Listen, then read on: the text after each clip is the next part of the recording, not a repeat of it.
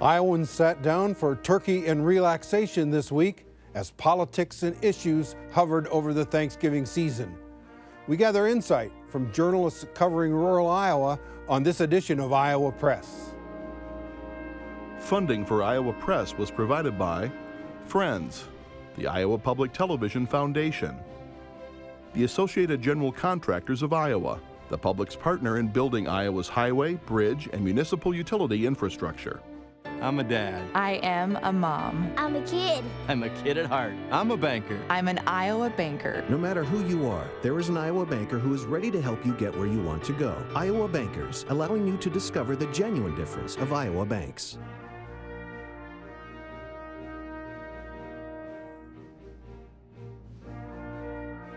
For decades, Iowa Press has brought you politicians and newsmakers from across Iowa and beyond, celebrating nearly 50 years of broadcast excellence on statewide Iowa Public Television. This is the Friday, November 29 edition of Iowa Press. Here is David Yepsen. As Iowans gathered for Thanksgiving dinner this week, many were likely to pass politics around the table along with the stuffing and green bean casseroles. For more than 10 months, we've been in a nonstop presidential caucus campaign. The state is nearly 60 days away from kicking off the 2020 election cycle. But what are the issues driving politics in the rural economy in small-town Iowa? To talk about it, we've gathered an all-Iowa reporters roundtable of individuals covering rural areas. Joining us today are Doug Burns, co-owner of the Carroll Times Herald, Bob Leonard of KNIA and KLRS Radio in Knoxville, and Kay Henderson is news director at Radio Iowa. Welcome, everybody. I'm glad you could be with us. We did this a year ago, and it's we'll update our views for our viewers. Last week, the head of the Farm Credit Association said, and I quote, "Adjusted for inflation, total farm debt outstanding is nearing the record set almost 40 years ago," end of quote. That's 1979, the start of the farm crisis. Okay, I'll start with you. What is the condition of the rural economy, and what does it mean for politics? Well, on Wednesday of this week, John Deere announced its fourth quarter earnings, and income was down by $63 million. The new CEO of John Deere, who's, by the way, only been on the job since November 4th, said it was due to a combination of trade woes and this horrible growing season that Iowa farmers have been living through. And farmers are just reluctant to make those big equipment purchases right now. Doug? Well, we just read a devastating report yesterday about life expectancy in rural Iowa among white rural Iowans. So some of the economic anxiety is starting to manifest itself in some really difficult ways. You mentioned the farm economy. I'm worried about how that affects our retail trade in Carroll. We'll soon have an Amazon fulfillment center in Bondurant and another one in Grimes. So I'm worried about how that affects the shopping in Carroll and Denison and Jefferson and the communities I can serve when people have quicker access to those products that are provided by people that don't really contribute much to our economy in rural America. Bob, what is your view of the condition of the rural economy? Well, we just read a report from ISU and the Des Moines Register this morning that 44% of Iowa farmers are in trouble with debt. A couple of months ago, I spoke with a lender, and I was thinking that business wasn't good, and I just sort of led the question with that, how's business, thinking it would be down, and he said, oh, business is great, lending is great. And so I looked puzzled, and he said, oh, I only do the high-risk loans. And so, I don't know, there's problems. I'm seeing equipment by the side of roadsides that I haven't seen before. Yeah, there's trouble on the horizon. More money is just coming out of the Trump administration, and that should help a little bit, but bankruptcies are up. What would happen in this economy if already hadn't been injected almost $750 billion in those payments that the Trump administration authorized through the USDA to Iowa farmers. Iowa farmers have gotten more of those USDA payments than any other state. But the Iowa State economists say that's still not enough to make up for what they've lost because of the trade wars. You know, one of the things that people accuse us in the media of, we're always too negative. And I've heard politicians say that we run a risk of talking ourselves into a recession. Is there any good news out there? Or you think that we may be focusing too much on the negative? You know, I have a banker friend I go to an interview regularly, and I always ask her at the end, any good news? And there's not a lot of good news. Farmers themselves are pretty tight-lipped. Nobody really wants to talk about it. But when they do, and you talk with them about trade and China, the ones that I know are still thinking Trump's doing the right thing. Well, let's go to your hometown of Jefferson. I think there is some terrific news in key parts of rural Iowa. Congressman Ro Khanna from Silicon Valley spent a lot of time in Jefferson. We have a forge, a branch of Pillar Accenture that's recently opened to great fanfare. It's on an old 1880s building near the movie theater you used to go to, and you know, projections are 30 to 40 software development jobs at $60,000 to $80,000 a year, and that's led to some other exciting developments there, including the construction, which is now underway, of a career academy from Iowa Central Community College in Jefferson. So your hometown is really kind of a shining star in rural Iowa right now, David. I didn't ask you to do that plug. I know. Kay, same question. Are we in danger of talking ourselves into a big funk here when we shouldn't have to do that? Well, I think you were right in saying that there are some economists who argue that you sort of talk yourself into that. If you look at state tax revenues, they're healthy. If you look at the non-ag sector, and going back to the John Deere earnings report from this week, their point was that while things are really questionable in the ag sector, the rest of the economy for John Deere is doing pretty well. They've sold a lot of construction equipment. They've sold a lot of small equipment because people have disposable income to buy things. So I think there are some troubling signs from the aspect of a U.S. Census Bureau report that came out this week that said Americans' mobility is at the lowest level it's ever been since they've been measuring this.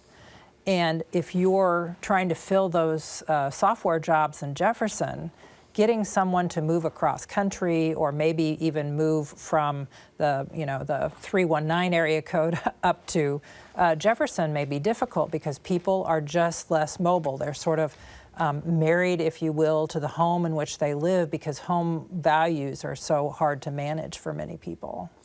Let's switch the conversation to politics, Doug. We've been seeing a lot of Democratic presidential candidates. As you look at the race over there in western Iowa, what's your assessment of the Democratic race for president? Who's ahead? Who's behind? Well, I'm going to reflect what Ann Selzer, saw in the Iowa poll. Pete Buttigieg did a swing this week through Council Bluffs, through Sioux City. I covered him and had a chance to interview him in Denison. He's pulling big crowds, and I think he's pulling people that are with him. The Buttigieg voter is I think decided, and I don't see circumstances emerging that are going to pull that support away from him. In Denison at Kronk's Cafe, where I know you've covered a lot of events, I had to park farther away at that Buttigieg event and walk farther to that event than for anything I've ever covered there. And I thought maybe I was wrong, but I walked in with a bartender from Kronk's. I said, have we ever had to walk this far? And he said, no, this is the farthest we've ever had to walk. So I'm hearing a lot of people say they see echoes of Obama in his inspirational message. The key will be as we get a little closer to the end of the cycle here in Iowa.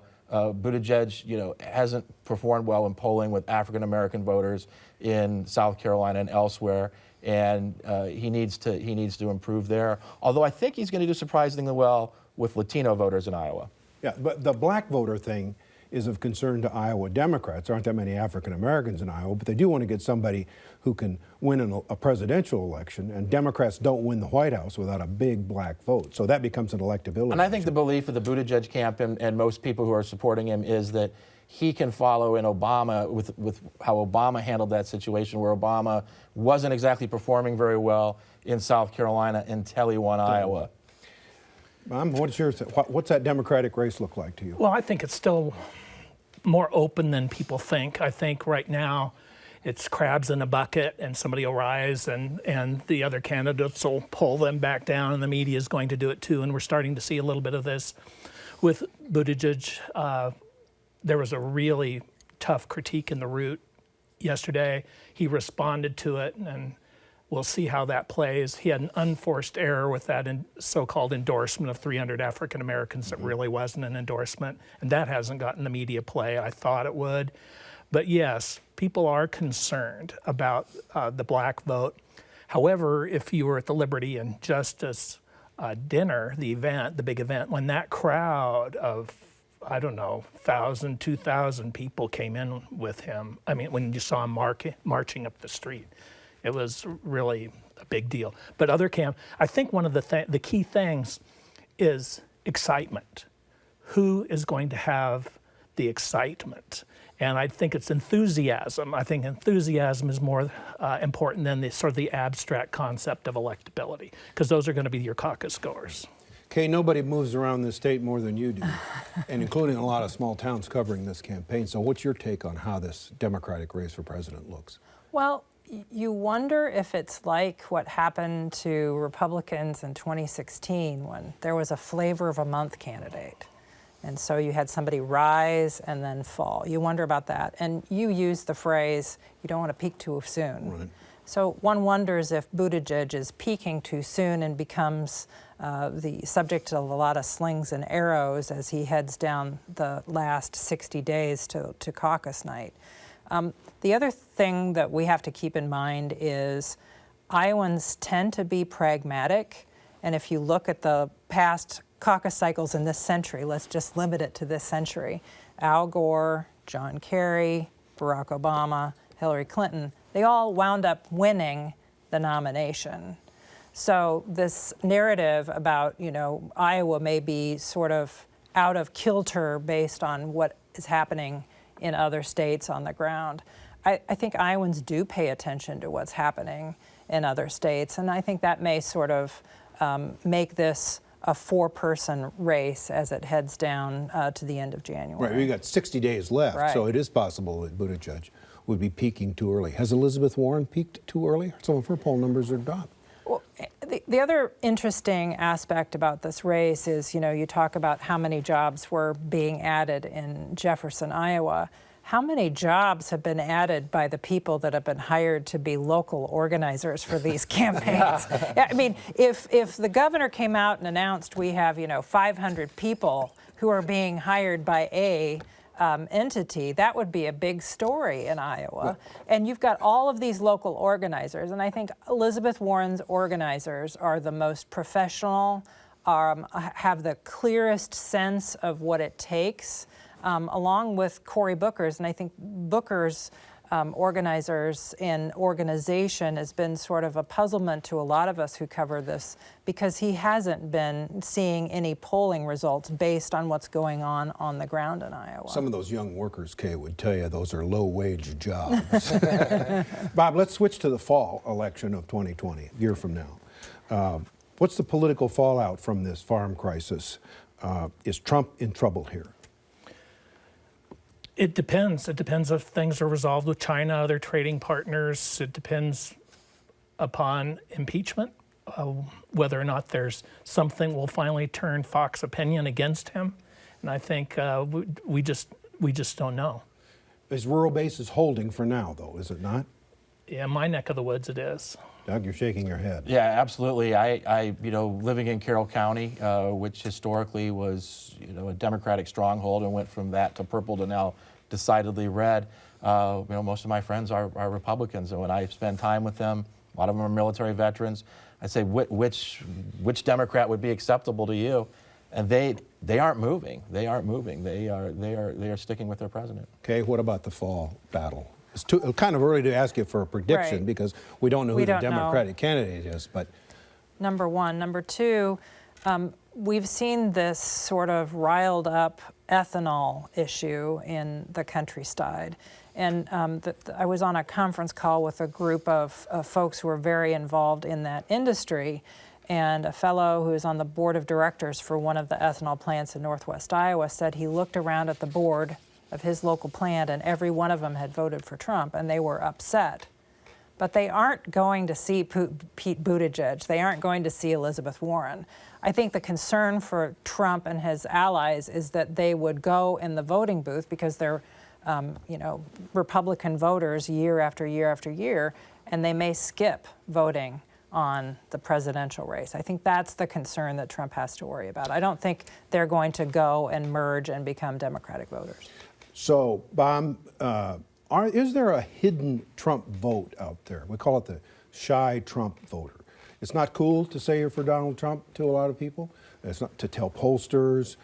So there's a feeling that if you look at who doesn't vote in Iowa, that demographically, there are people who don't vote, who demographically look like a Trump voter. Are you seeing any of that, a hidden Trump vote out there? No, people that I know are pretty proud. They like him, blemishes and all. And one person phrased it to me the other day that a little bit differently. To him, it wasn't about Trump anymore. It's just against the wacky Democrats. Right. And so that's just, it's like Trump isn't an issue to some people anymore. It's just the Democrats are so crazy.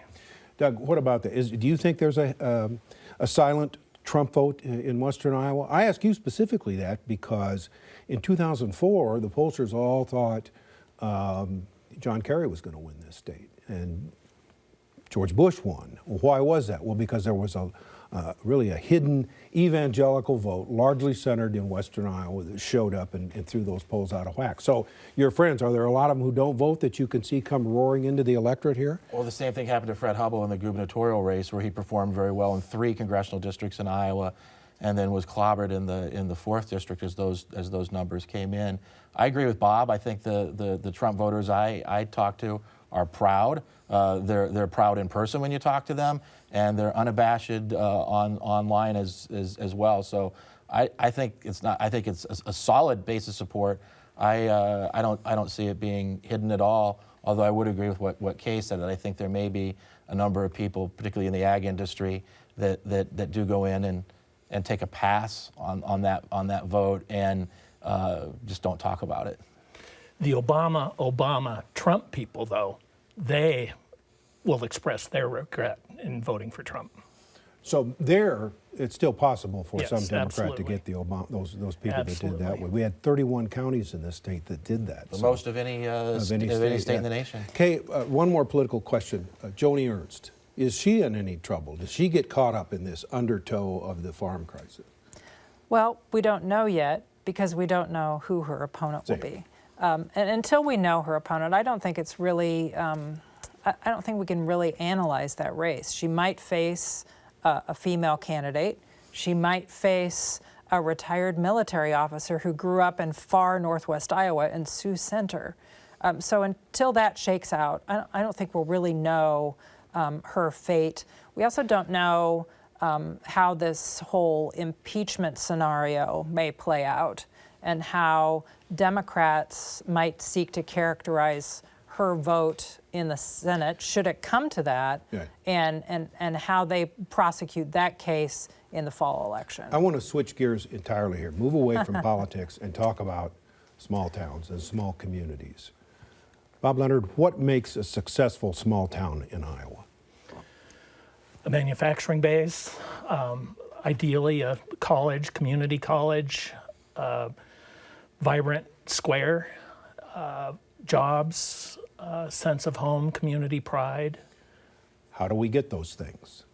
A lot of towns have them, but as demographics change, there's going to be some winners and losers, and it's inevitable. Consolidation. We just have to decide exactly how it's going to happen. Now, this is something I keep thinking about. It's very Darwinian. we're not really planning who's going to thrive and who isn't, because nobody wants to make that hard call, say, for example, on what counties are going to consolidate. Yeah. Because can we have 99 counties forever? I'd say no. Or school districts. School districts. That's, yeah. You got to have a hospital too. You have to, and good school districts. Without a hospital, and that's going to change. Hospitals are going to. There's proposals on the ground now where hospitals are not, where you've only got 3 or 4 beds. It just isn't economically feasible anymore, and so they're going to maybe offer more emergency services, and there's going to be regional centers for the hospitals. That's Doug, a big deal. Doug, is it Darwinian? You either adapt or you die out, as Charles Darwin said about species. Well, is that true for towns too? That's probably about all 7 billion of us on the earth. But I would say, what makes a strong rural community? What separates a strong one from one that's maybe struggling? I'd go back to something that Governor Branstad said multiple times. It's the presence of strong locally owned banks that are willing to work with longtime local residents, as well as, and it sounds self-serving, but locally owned media. And that's a quote from former Governor Branstad. Community colleges, if you're looking, what's the best way to really quickly help rural areas? We have a 1.7% unemployment rate in Carroll. We desperately need people. Community colleges, their graduates at an 85 to 90% rate stay in Iowa. So anything we can do, as Bob mentioned, to elevate community colleges will quickly meet some urgent needs in our part of the state. Yeah, if you look at the loan deposit ratio of banks in towns, the communities where the bank makes loans are generally doing pretty well. Correct. Okay, housing. We hear housing is a big issue in many towns. How do they solve that problem? It is a problem because the cost of building a brand new house is often more than the developer can get from the person who buys the house, because the materials that go into houses are just too expensive. You've had state policymakers try to address this. There's sort of an innovative program whereby prisoners inside the Newton State Prison, which is a low security prison, are building spec houses there. They're putting them on a truck and shipping them out and putting them on concrete in some small areas. That's not going to solve the problem. It's sort of what's first, the chicken or the egg?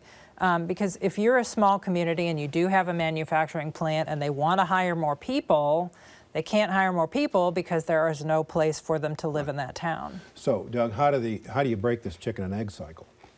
How does a community break it? I mean, that's what we struggle with every day. That is the number one question in every economic development meeting that I'm in. I think getting affordable workforce housing is probably the way to do it.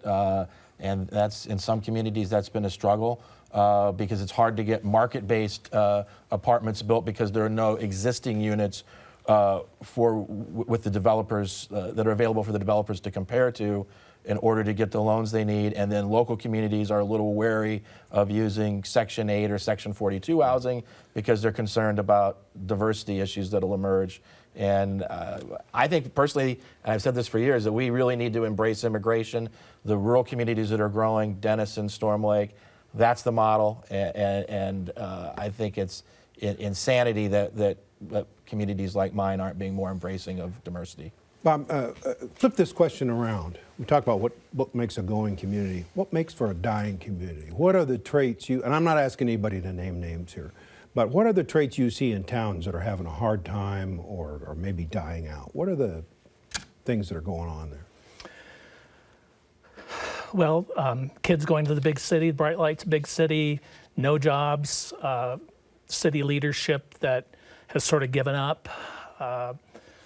You see houses falling into disrepair. We see a lot of them. Kay, what's your answer to that question? Well, I have kind of an interesting anecdote. I was in a nail salon, and the person beside me was a doctor who works at a small town, relatively small city, community hospital, but lives in a town that probably doesn't have 100 people in it, and was driving to Des Moines to get her nails done, which is probably more than an hour's drive one way. And I remember somebody in my home area telling me once that, they hoped that Des Moines would be the mecca for people to come to, so that these small communities could still survive and people would find services. They'd drive to services in Des Moines.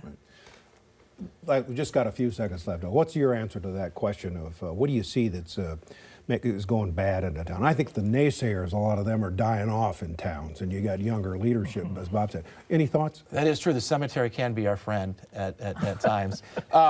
The most depressing thing I see as a rural Iowan driving to the capital city, and I love the capital city, there are more than 1,000 Kemper Catholic High School alums from Carroll living here. These are my friends. I love to do business with them.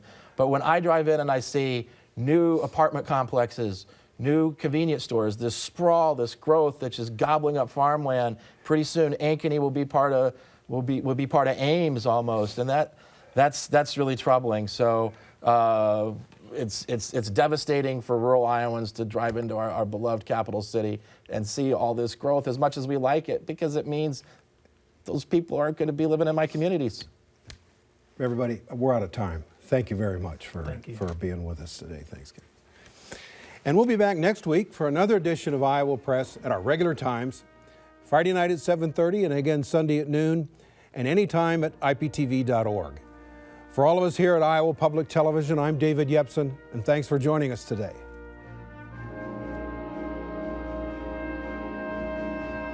Funding for Iowa Press was provided by Friends, the Iowa Public Television Foundation, the Associated General Contractors of Iowa, the public's partner in building Iowa's highway, bridge, and municipal utility infrastructure. I'm a dad. I am a mom. I'm a kid. I'm a kid at heart. I'm a banker. I'm an Iowa banker. No matter who you are, there is an Iowa banker who is ready to help you get where you want to go. Iowa Bankers, allowing you to discover the genuine difference of Iowa banks.